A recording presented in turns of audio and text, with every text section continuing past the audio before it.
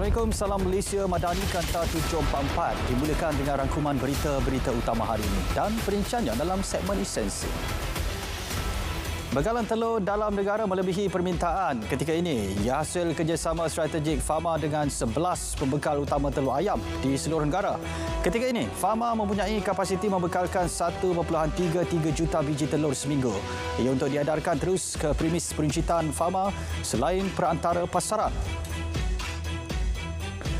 Jangan terpedaya khabar angin, kononnya bekalan gula di pasaran tidak mencukupi. KPDN memberi jaminan gula cukup bagi menampung keperluan semasa. Pengguna tidak perlu membuat pembelian panik memandangkan tidak berlaku krisis bekalan gula ketika ini.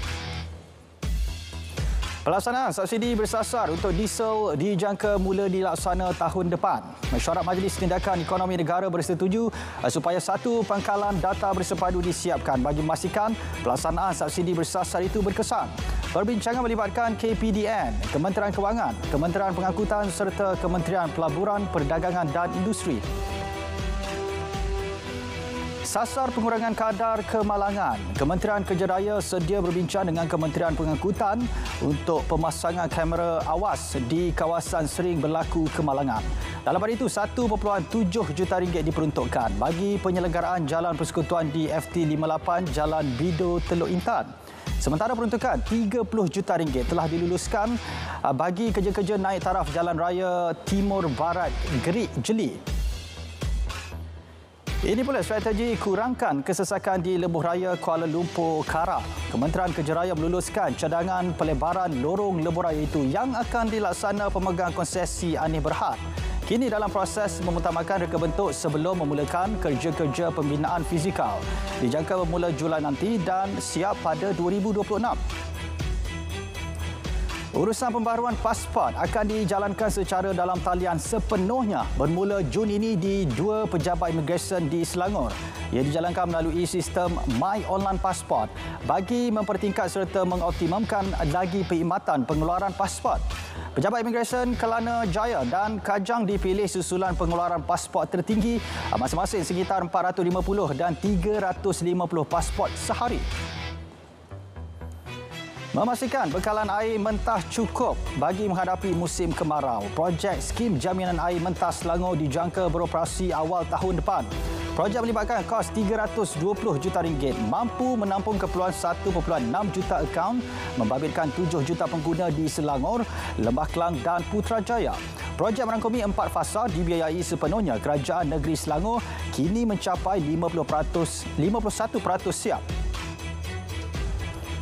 Usaha melahirkan graduan tempatan berkemahiran tinggi untuk ditempatkan di sektor memerlukan. Kementerian Pelaburan dan Perdagangan Industri mengadakan kerjasama dengan Kementerian Pendidikan Tinggi termasuk Kementerian Sains, Teknologi dan Inovasi.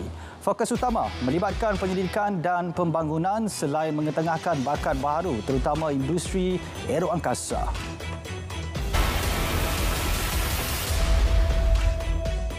Baik, Kementerian Komunikasi dan Digital mengambil serius isu penjualan ulat tiket konsert sebuah kumpulan muzik antarabangsa. Suruhanjaya Komunikasi dan Multimedia akan mengambil tindakan berkaitan iklan jualan semula tiket itu di media sosial. Orang ramai dinasihat membeli tiket konsert melalui sumber yang sah bagi mengelak penipuan dan menjadi mangsa. Bagi memastikan isu kenaikan harga tidak berlaku ketika pameran maritim dan aeroangkasa antarabangsa Langkawi 523, KPDN akan menghantar 40 pegawainya membuat pemantauan bagi memastikan tiada sesiapa mengambil kesempatan menaikkan harga barang, penginapan dan perkhidmatan. 523 dijadual berlangsung 23 hingga 27 Mei. Sempena Pesta Keamatan dan Hari Gawai, lebih 17,000 tiket penerbangan sehala dari Semenanjung ke Sabah atau Sarawak dijual pada harga maksimum RM300 oleh semua syarikat penerbangan dalam negara. Tempoh perjalanan pada 27 hingga 29 Mei ke Sabah, manakala 29 hingga 31 Mei ke Sarawak. Projek rintis menerusi bantuan subsidi kerajaan itu bertujuan menyelesaikan isu harga tiket penerbangan yang mahal ketika musim perayaan.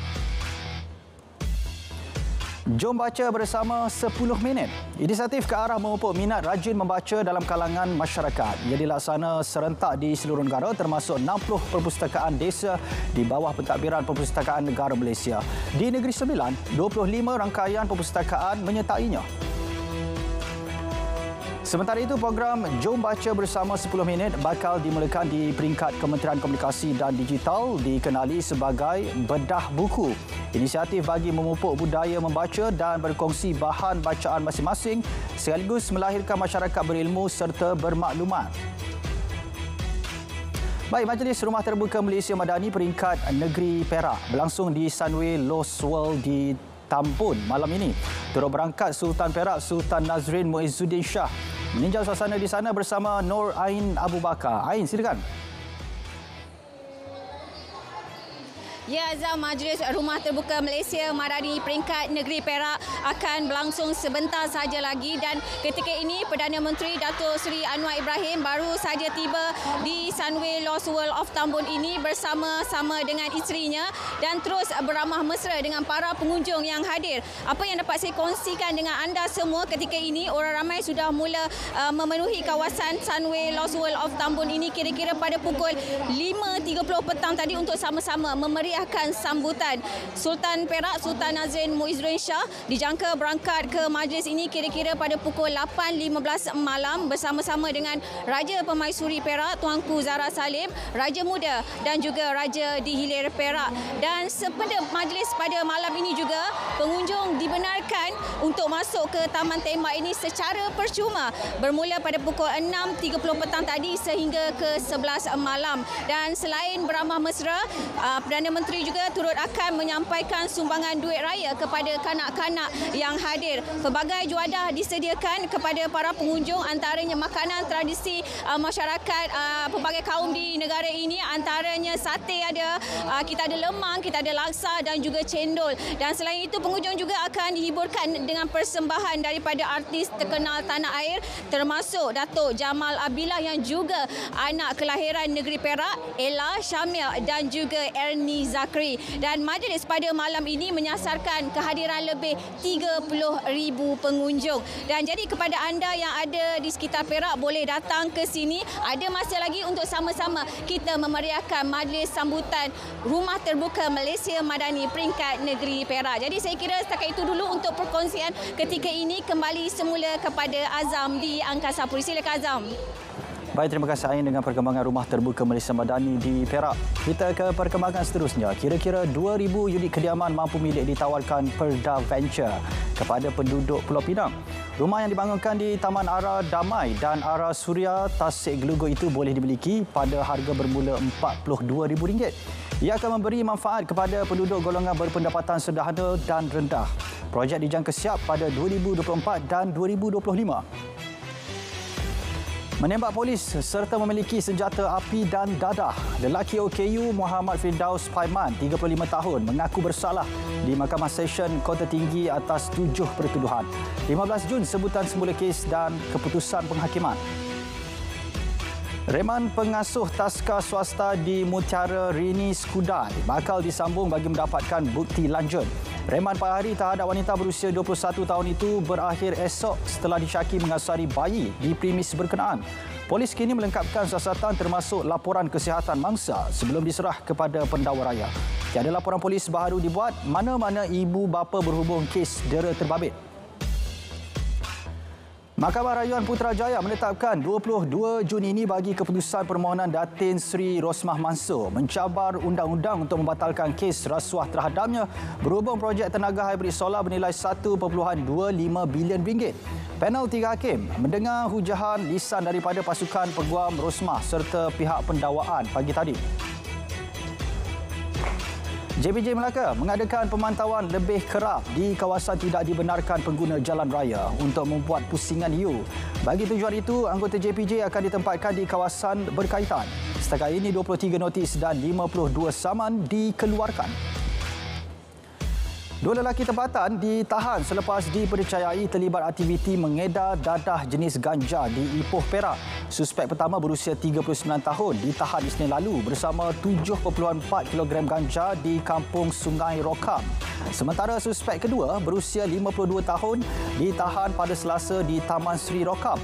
Kedua-dua suspek dipercayai aktif mengedar ganja sejak 2021. Operasi Makmal Dadah, sepasang suami isteri ditahan disyaki menjadikan sebuah rumah di Jelapang Perak sebagai tempat memproses dan membungkus dadah jenis heroin.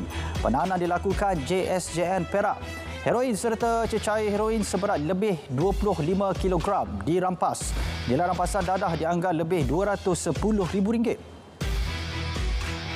Ya, di Pulau Pinang, 21 individu diberkas di sebuah pusat hiburan di Jalan Burma, Georgetown. Kesemua 12 lelaki tempatan dan 9 wanita warga Thailand dan China berumur antara 20 hingga 35 tahun didapati positif dadah. Sebuah kapal kargo ditahan maritim Malaysia zon Tanjung Manis. Ia ditahan pada jarak 0.96 batu nautika dari barat Muara Rajang, Tanjung Manis. Kesemua 4 kru lelaki warga asing dan 2 lelaki tempatan berusia antara 21 hingga 66 tahun turut ditahan. Kapal kargo serta muatan lebih kurang 1,200 tan metrik batu kelikir diiring ke jeti terminal Tanjung Manis untuk siasatan lanjut di bawah Akta Kastam 1967.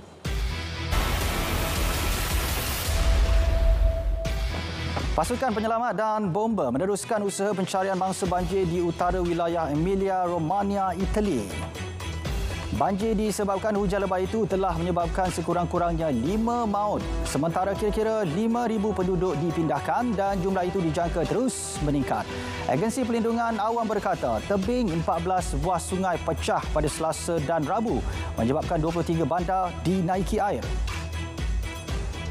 Susulan taufan Mocha yang melanda Rakhine, Myanmar, penduduk berbaris mendapatkan beras dan minuman ketika PBB berunding dengan junta untuk akses ke kawasan dilanda taufan.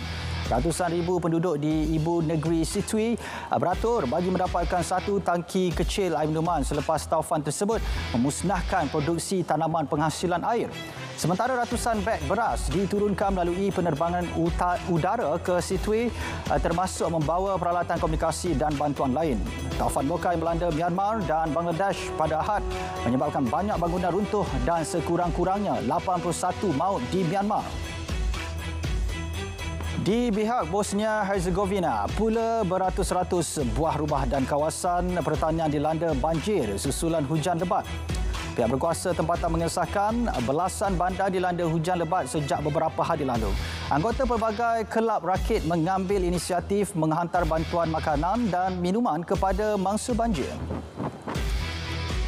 Ribuan golongan pekerja dan organisasi sosial di Argentina membanjiri Buenos Aires protes menuntut kehidupan lebih baik.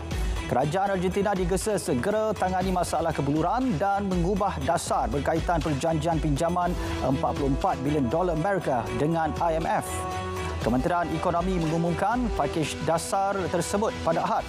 Argentina berdepan inflasi mencecah 109% pada April walaupun pelbagai langkah kawalan harga dilakukan.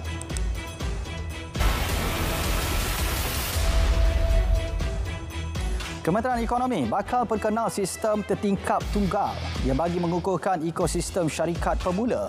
Usaha dilakukan dengan kerjasama Kementerian Komunikasi dan Digital serta Kementerian Sains, Teknologi dan Inovasi. Inisiatif itu berupaya memudah cara proses mengembangkan ekosistem syarikat pemula meliputi akses pembiayaan dan bimbingan. Dengan ini, syarikat pemula teknologi juga boleh memohon bantuan menerusi satu platform sahaja.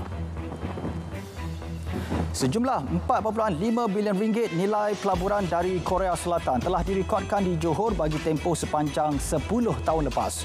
Ia melibatkan keseluruhan 80 projek selain mewujudkan peluang pekerjaan kepada bakat tempatan. Lebih banyak pelaburan dijangka masuk dalam bidang strategik dan berimpak tinggi. Korea Selatan merupakan negara pelabur asing ketiga terbesar di Johor selepas China dan Singapura. Lebih 46,000 unit kenderaan didaftarkan bulan lalu, turun 41% berbanding 78,000 unit dicatat pada Mac. Persatuan Automotif Malaysia menjelaskan penurunan didorong faktor berakhirnya skim pengecualian cukai penjana selain cuti Aidilfitri. Nilai jualan bulan ini akan sedikit meningkat berikutan isu rantaian bekalan semakin pulih selain hari bekerja lebih panjang. Kementerian Pertanian dan Keterjaminan Makanan sasar RM1.3 bilion ekspor industri nanas negara hingga akhir tahun ini. Ia berdasarkan trend peningkatan ekspor hingga RM1.1 bilion pada 2021 berbanding RM642 juta pada 2022. Nanas dan produk berasaskan nanas mendapat permintaan tinggi daripada Singapura, negara Asia Barat, Jepun, Korea dan China.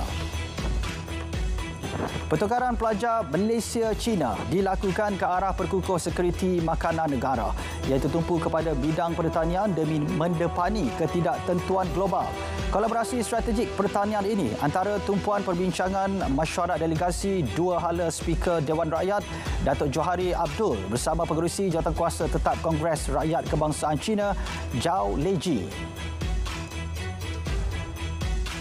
Baik saudara, paparan itu mengakhiri Kanta 744 menyusul. Selepas ini berita perdana bersama Faris dan Margaret untuk paparan lebih komprehensif. Saya Zabri Hussein. Dengan itu, Assalamualaikum. Salam Malaysia Madang.